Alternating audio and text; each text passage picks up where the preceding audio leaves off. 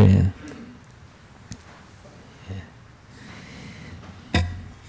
어제 그 신문에 난 이야기인데요. 한 처녀가 좀 굉장히 가난한 집안에서 이렇게 컸습니다. 그래서 집이 너무 가난해서 이 자매는 어떻게 해서든지 잘 살아보려고 악착같이 공부를 했다고 합니다. 그래 악착같이 공부를 해서 그 명문대를 들어갔다고 해요. 들어가서 졸업해가지고 대기업에 취직을 했습니다. 대기업에 취직을 해서 얼마 안 가서 또 대리로 승진을 했습니다. 그래서 고액 연봉을 받고 있는 중에 결혼을 했어요. 결혼을 했는데 결혼한 그 배우자가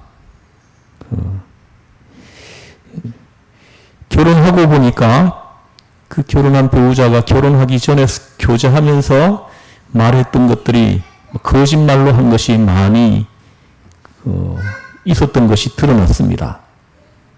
그래서 자기가 아버지가 부자인데 아버지로부터 큰 유산을 물려받을 것이다. 그렇게 얘기를 하고 또 자기가 그동안 모아놓은 돈이 꽤 많이 있다. 이렇게 얘기를 했다고 해요. 그래서 이 자매가 자기가 가난이 싫어가지고 자기가 결혼을 한다면 그 배우자가 좀 넉넉하고 잘 사는 사람을 만나가지고 결혼을 하고 싶은 마음의 소원으로 있었다는 거예요. 그래서 어떻게 이 남자를 만나가지고 교제를 했는데 자기가 이렇게 마음에 소원했던 그 배우자 상으로 이렇게 맞는 사람인 거예요. 유산도 많이 물려받는다고 하죠. 또 자기가 그동안 모아놓은 돈이 좀 많이 있다고 하니까 그래서 두 사람이 결혼을 했습니다. 결혼을 하고 보니까 결혼 전에 이 남자가 말했던 것이 거짓말인 거예요. 아버지에게 물려받을 유산이 있기는 있는데 조금밖에 없는 거예요. 공장 하나가 있는데 그 공장을 물려받긴 받았는데 공장이 잘 안 돼가지고 오히려 그 자매가 벌어놓은 돈을 이렇게 거기다 넣어야 될 그런 형편이 돼버린 거예요. 그리고 또 이 남자가 자기 집을 자기가 가지고 있을 줄 알았는데 전셋집인 거예요. 전셋집. 전셋집에 살고 있었던 거예요. 그래서 자매가 결혼한 지 6개월이 되었는데 자기가 버는 돈 가지고 생활비까지 다 써야 되는 이런 이제 상황이 된 거예요. 당연히 남자가 그거 다 될 거라고 생각하고 이렇게 했는데 자기가 번 월급으로 생활비까지 되니까 화가 난 거예요. 그래서 이혼 상담을 한 거예요. 이혼 상담. 이거는 사기 결혼이다. 그래서 이 결혼을 무효화시킬 수 있는지 여부를 상담하는 그 상담한 기사를 신문에 낸 거예요. 신문에 나온 겁니다. 근데 그 상담한 해준 사람은 그걸로 그 사기죄로 이혼할 수는 없다. 이렇게 상담을 해주는 이야기가 났더라고요. 저는 그 기사를 읽으면서 좀 슬펐습니다.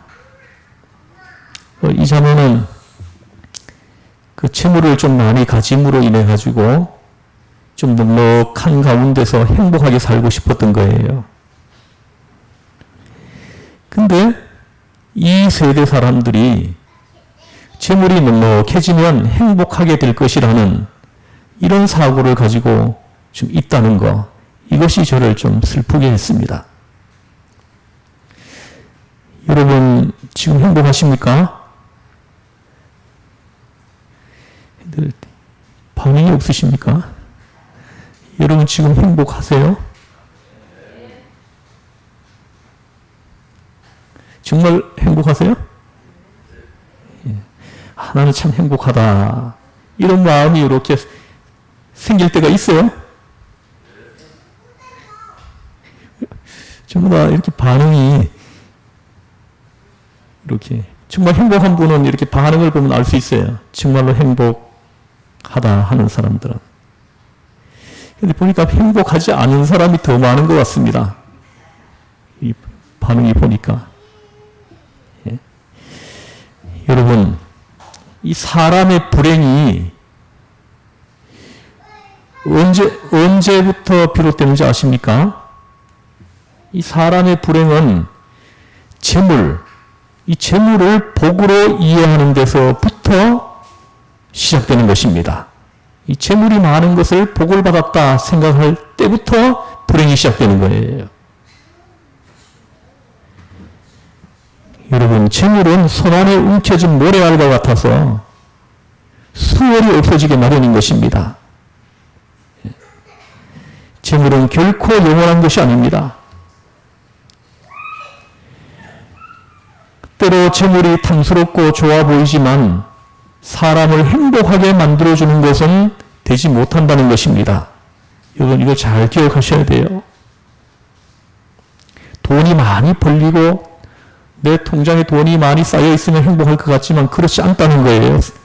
성경은 그걸 말씀하시는 겁니다. 오히려 거기 불행이 시작된다는 거예요. 우리는 재물이 전부인 양 착각하고 있습니다.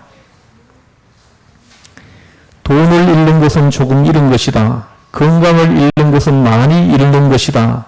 명예를 잃는 것은 전부를 잃는 것이다. 명예를 중히 여기는 독일 사람들의 격언이지만 여러분 한번 생각해 보십시오. 건강, 명예, 사람의 성품, 혹은 자녀, 그리고 우리가 소중히 여기는 믿음 다 놓고 한번 생각해 보십시오. 건강이냐 재물이냐? 우리가 재물을 택하시겠습니까? 하나님께서 여러분에게 건강을 택할래, 재물을 택할래 할 때 여러분 재물을 택하겠습니다 하겠습니까? 또 명예가 재물이냐 할 때 여러분은 무엇을 택하시겠습니까? 명예가 중요하지 재물이 중요하겠습니까? 또 여러분 보십시오. 재물이냐 자식이냐, 자식이냐 재물 중에 어느 것을 택하겠느냐 할 때 자식이 우선이지 재물이 우선이 될 수 없는 것입니다. 여러분 그 무엇하고 비교해 보아도 재물은 가치가 덜한 것입니다. 그럼에도 불구하고 재물이 만몬이라고 그러죠. 곧 부의 신이 되어가지고 근자에 높이 앉는 우상이 되고 말았습니다. 오로지 돈밖에 모릅니다. 돈이 많으면 행복할 것 같이 생각을 해요. 그러나 성경은 결코 그렇지 않다고 합니다. 마태복음 6장 24절에서 주님은 분명하게 말씀하십니다. 너희가 하나님과 재물을 겸하여 섬기지 못하느니라. 그런데 사람들은 지금 어떻게들 살고 있습니까? 재물이 많으냐 적으냐 이것에 따라서 행복과 불행이 좌우된다. 이렇게 생각을 하고 있습니다. 재물이 많음에 따라서 적음에 따라서 내 인생을 실패했다, 성공했다 이렇게 규정을 합니다. 잘못되어도 이건 여간 잘못된 것이 아닙니다. 여러분이 이것을 바로 알아야 됩니다. 그래야 여러분들의 인생이 복된 인생을 살 수가 있는 것입니다. 시편 1편을 보십시오. 복 있는 사람은 악인들의 길을 따르지 아니하며 그 죄인들의 길에 서지 아니하며 오만한 자들의 자리에 앉지 아니하고 오직 여호와의 율법을 즐거워하여 그 율법을 주야로 묵상하는 자로다. 보십시오. 여기 복 있는 사람이 어떤 사람들입니까? 악인의 길을 따르지 않는 사람, 죄인들의 길에 서지 않는 사람, 오만한 자들의 자리에 앉지 않는 사람, 오직 여호와의 율법을 즐거워하는 사람, 그 율법을 주야로 묵상하는 사람, 이 사람이 복이 있다는 거예요. 이런 사람들이 복이 있는 사람이다. 이렇게 말씀합니다. 여러분, 이 말씀이 여러분들에게 주시는 하나님의 음성으로 들리는 그런 은혜가 있길 바랍니다. 예. 이런 사람들에게는요, 항상 넉넉해요. 예. 항상 많은 사람들한테 퍼줍니다. 나누어줍니다. 부정함을 느끼지 못한다는 거예요.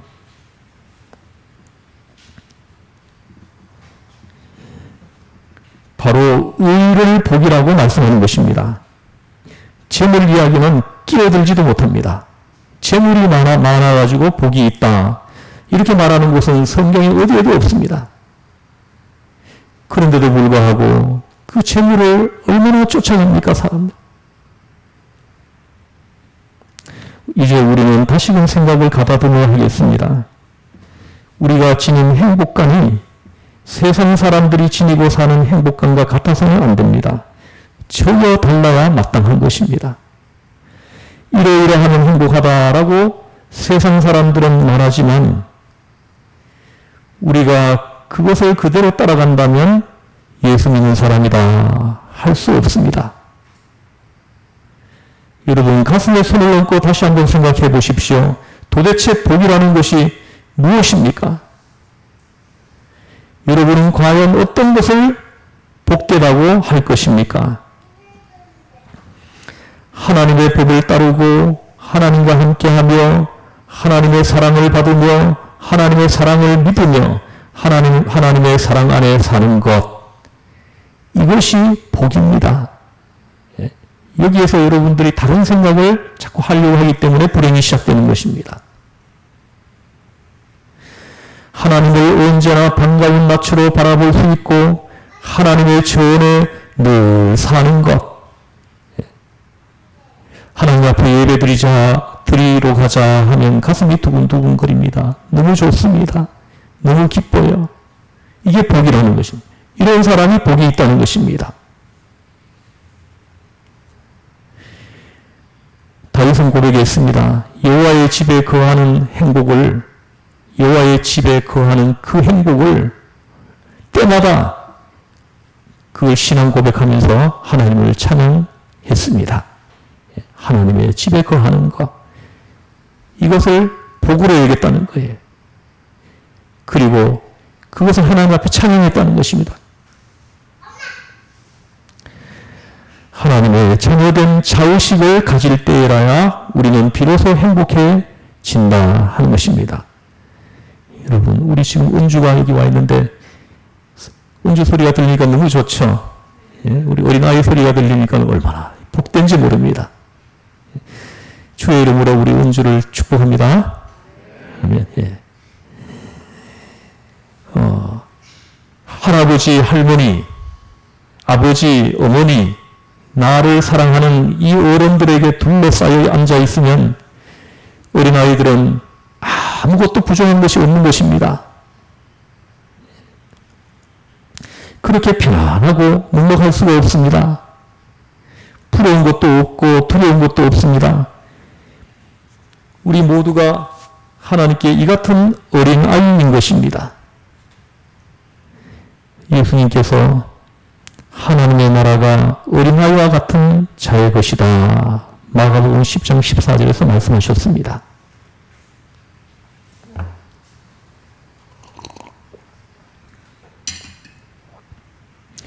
오늘 야고보서에 나타난 복의 개념을 다시 한번 살펴보겠습니다. 야고보서가 말씀하는 복을 굳이 분류해 본다면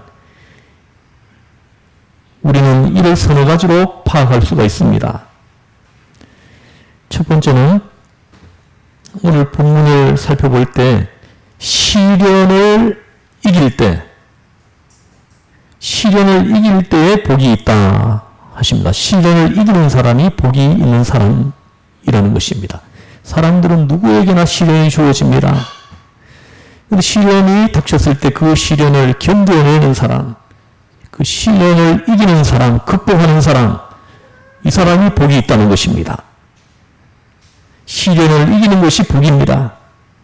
둘째는 상급을 바라볼 때의 복이 있습니다.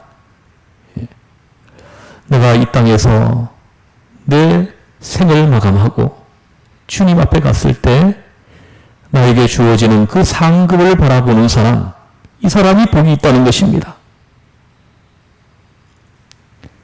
상급을 바라볼 수 있음이 복입니다. 셋째는 미래의 약속이 있을 때에 복이 있다 하십니다. 오늘이 문제가 아니라 내일이 중요한 것입니다. 여러분, 오늘은 좀 불행하다고 해도 좀 괜찮습니다. 내일의 약속이 내게 분명하다면 그것이 복인 것입니다.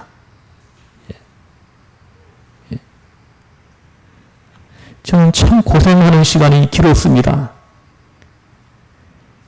그 고생하는 그 시간에도 저는 저 앞에 하나님이 보여주시는 그 미래를 보았기 때문에 그 시련의 기간을 잘 견뎌낼 수 있었던 것입니다.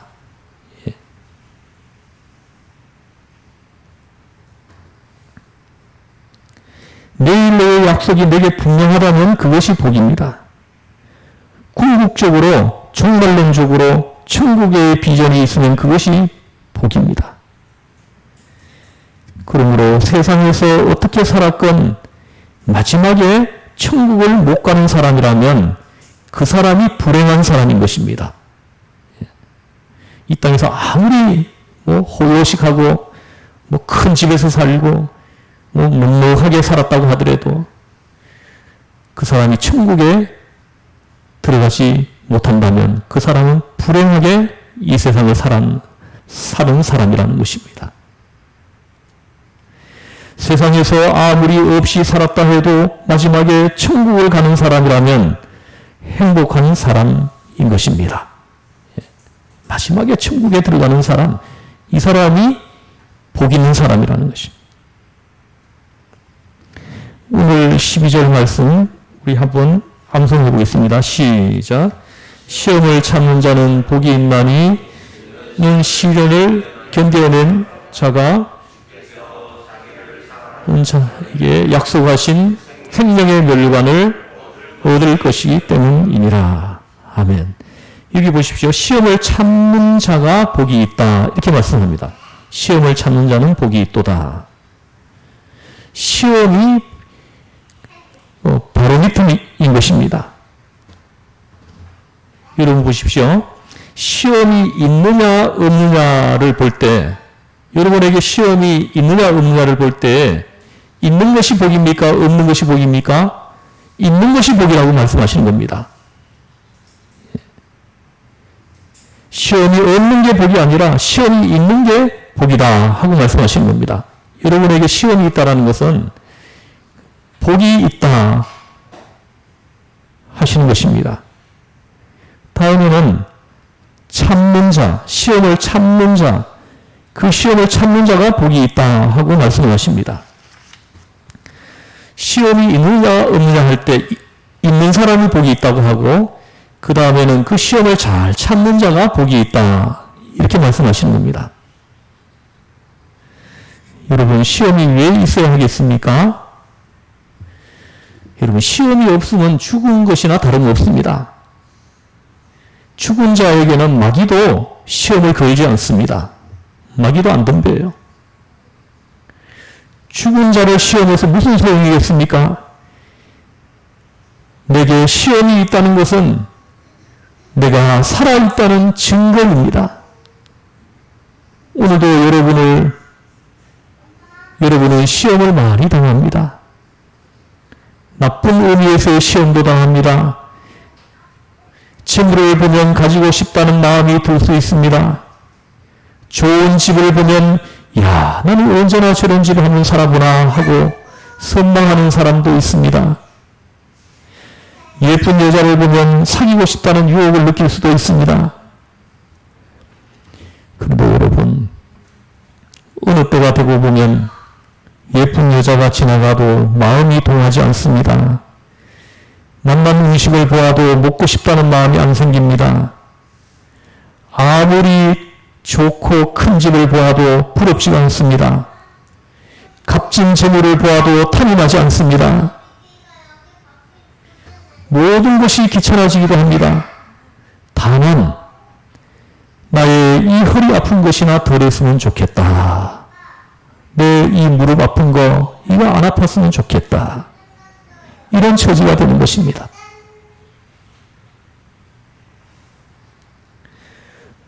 다 된 인생인 것입니다. 시험이 없습니다. 시험 될 것이 없습니다. 끝난 인생이 아니겠습니까? 돈이 있으면 뭘 합니까? 돈이 있어도 쓸 수가 없습니다.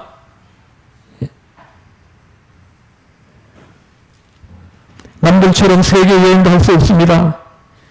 아무리 좋은 자동차가 있다고 해도 내 몸이 건강해야 타죠. 다 그림의 떡인 것입니다. 여러분, 이 말씀을 잘 들으셔야 합니다. 주님의 음성으로 들어야 합니다. 그래야 여러분들이 바른 믿음 생활을 할 수가 있습니다. 싸움도 서로 상대가 되어야 싸움이 되듯이 시험 걸릴만한 상대, 곧 살아있는 사람이라야 시험이 시험으로 먹혀드는 것입니다. 그렇습니다. 내게 시험이 있다는 것은 내가 아직 살아있다는 증거인 것입니다. 내게 아직도 생명력이 작동하고 있다는 증거가 되는 것입니다. 당연히 시험은 복입니다. 우리에게 시험이 있다는 것은 복이라는 것입니다. 있어야 하는 것입니다. 살아있는 사람에게 시험이 없을 수가 없는 것입니다. 시험이 있는 것이 복이다 하고 말씀합니다. 그리고 시험을 잘 참는 자에게 복이 있다 지금 하십니다. 참는 힘이 있어야 됩니다. 어떤 성도들을 보면은 시험이 오면 잘 참지를 못해요. 그래서 그 복을 차버립니다.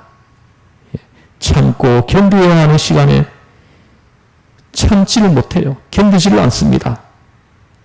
그래서 점점 더 그 불행이 커지는 것입니다.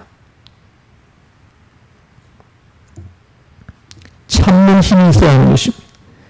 시험을 참는 자는 복이 있도다.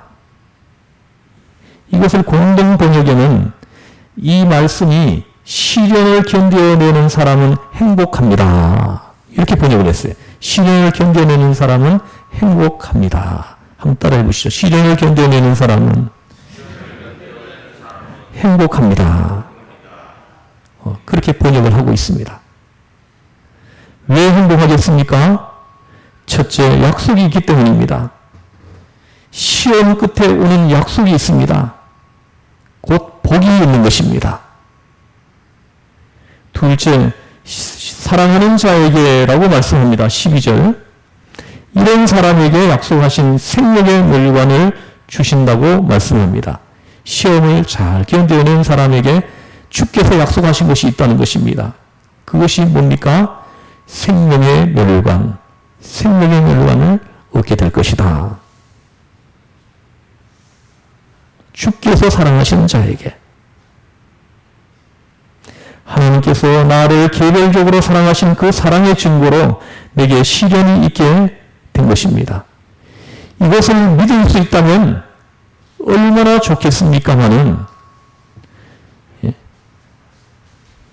주께서 사랑하시는 자에게 생명의 멸관을 얻게 될 것이기 때문이다. 여러분, 이것이 믿어지십니까? 이것을 믿을 수 있다면 얼마나 좋겠습니까? 그런데 자녀들의 경우만 보더라도 부모님의 잔소리를 아주 듣기 싫어합니다. 자녀를 키워본 사람은 다 경험해 보았을 거예요. 사랑이 아니라고 생각하기 때문입니다. 사랑에서 오는 잔소리라고 생각한다면야 마다할 까닭이 없습니다.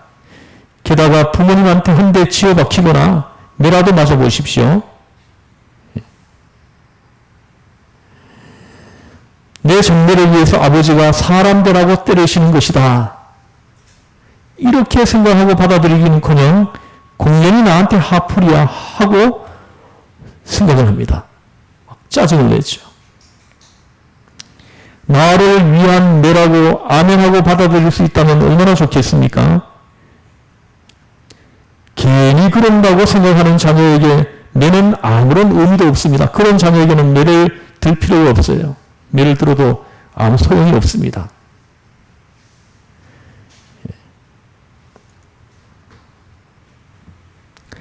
그러므로 본문에서는 사랑하는 자들에게 약속하신 생명의 멜로왕이라고 말씀을 하십니다.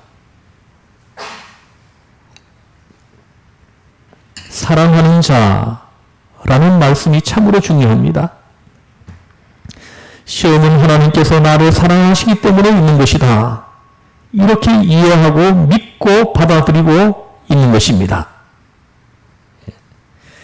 사랑하시는 자에게 주시는 시련, 그 약속과 사랑을 바로 믿을 수 있을 때 시험을 잘 견딜 수 있습니다. 이때 이 시련이 복이 되는 것입니다. 이제 더욱 중요한 것이 있습니다. 어떻게 이 약속과 사랑을 믿게 할 수 있느냐 하는 문제입니다. 성숙한 그리스도인의 이해가 필요합니다. 높이 성숙한 사람이라야 소화할 수 있는 말씀입니다. 오늘 이 본문 말씀은 유치한 사람에게는 그저 돈보따리나 들어오는 것이 복이고 손해가 나면 저주로 해석을 합니다. 건강하면 복받은 것이고 병이라도 들면 시험에 걸린 것이다. 이렇게 해석을 합니다. 조금이라도 문제가 생기면 벌벌 떱니다.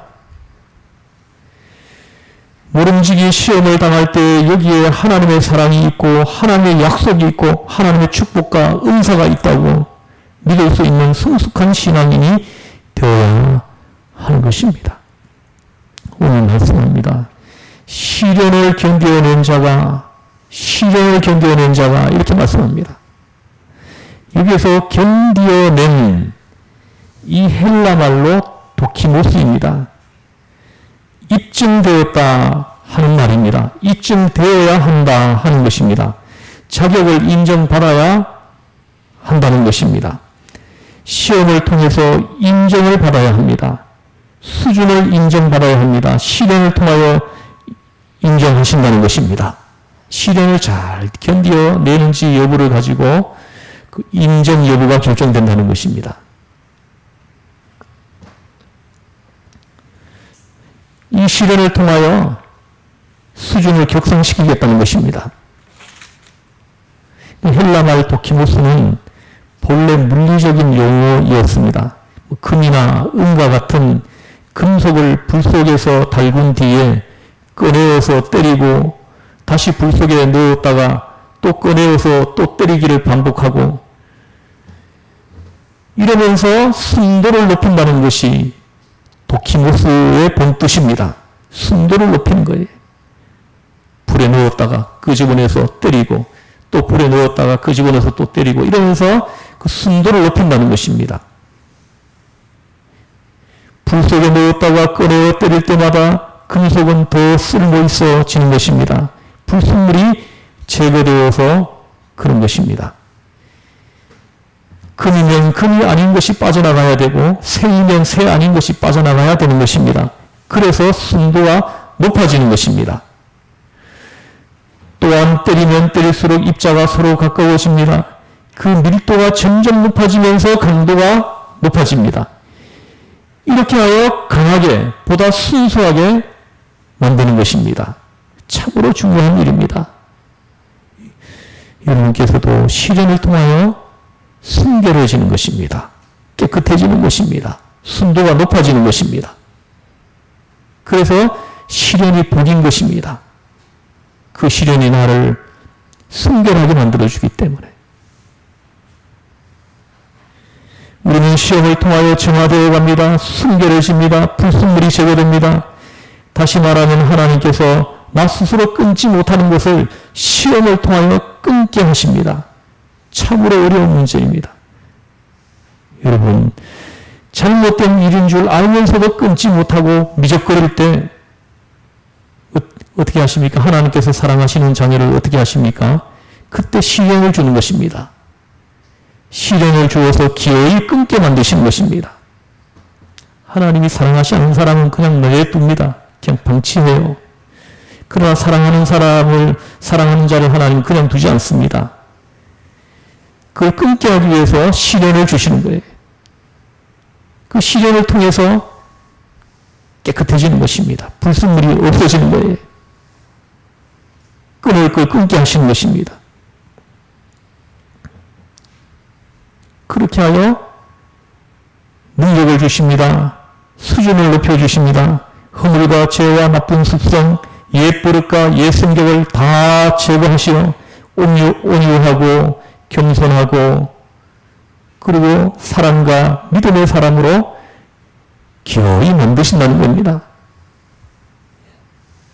여러분,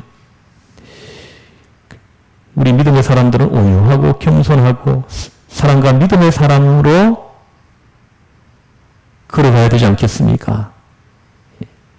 그렇게 되지 않으면, 여러분들이 그렇게 되지 않으면 하나님께서 만드신다는 거예요. 바꾸시기 위해서.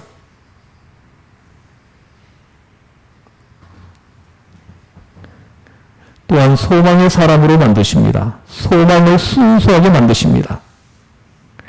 사람들은 돈 있으면 돈 의지하고요. 희한하죠?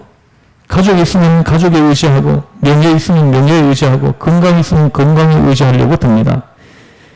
그러나 여러분 체험하셨겠지만 그 모든 것은 우리가 소망할 것이 못 되는 것입니다. 순수한 소망의 것이 아닌 것입니다. 시련을 통하여 가치관을 순수하게 하시고 마침내 우리 안의 소망을 깨끗하게 만들어 주십니다. 그리하여 우리의 인격을 격상시켜 주십니다. 높은 신앙적 인격으로 만드신 다음에 다시 말해서 어느 수준에 도달하게 되면 마침내 주님께서 그때 생명의 멸류관을 주신다 하신 것입니다. 그 수준에 이르러 있는 사람에게 약속되어진 것이 생명의 멸류관이라는 거예요. 잘 들으셔야 합니다. 순수하고 질적으로 격상된 수준이 된 연후에 약속하신 생명의 멸류관을 주시겠다 하신 겁니다. 생명의 멸류관이 여러분 눈에 영안이 열려서 보이시기를 바랍니다. 거기에 우리의 인격이, 우리의 신앙과 믿음이 거기에 도달해야 되는 것입니다. 이것이 시련을 통해서 주어진다는 거예요.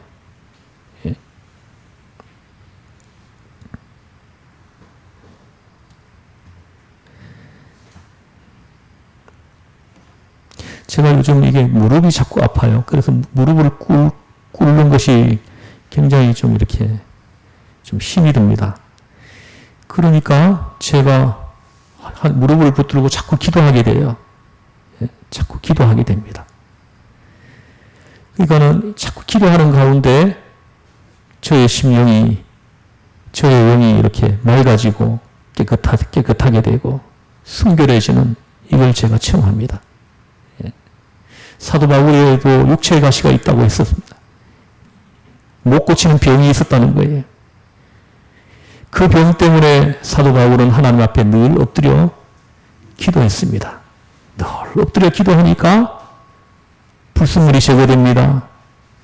깨끗해집니다. 순도가 높아집니다. 능력이 생깁니다. 여러분 건강하고 뭐가 있으니까는 안 엎드리잖아요. 하나님을 찾지 않잖아요. 그러니까 하늘로부터 내려오는 그 능력이 나한테 생겨나지 않는 것입니다.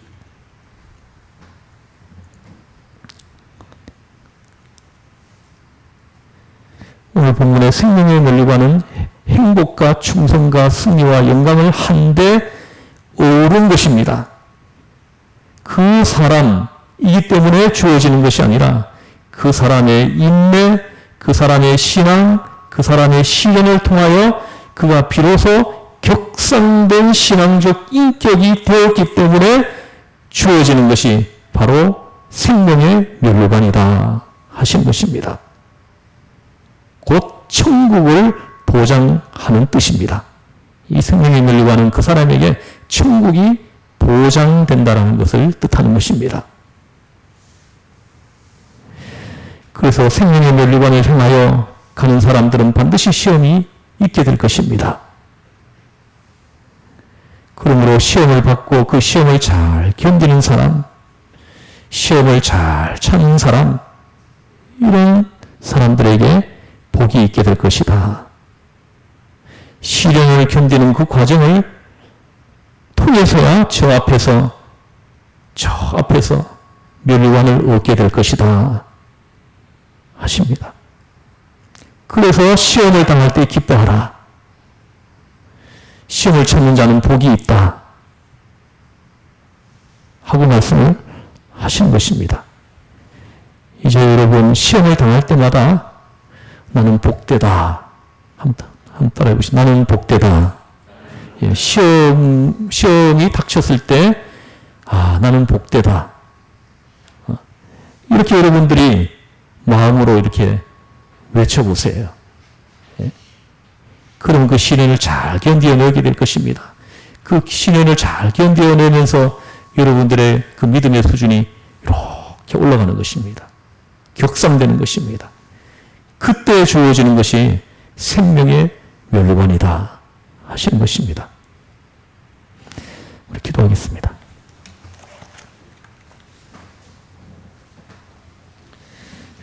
하나님 아버지, 오늘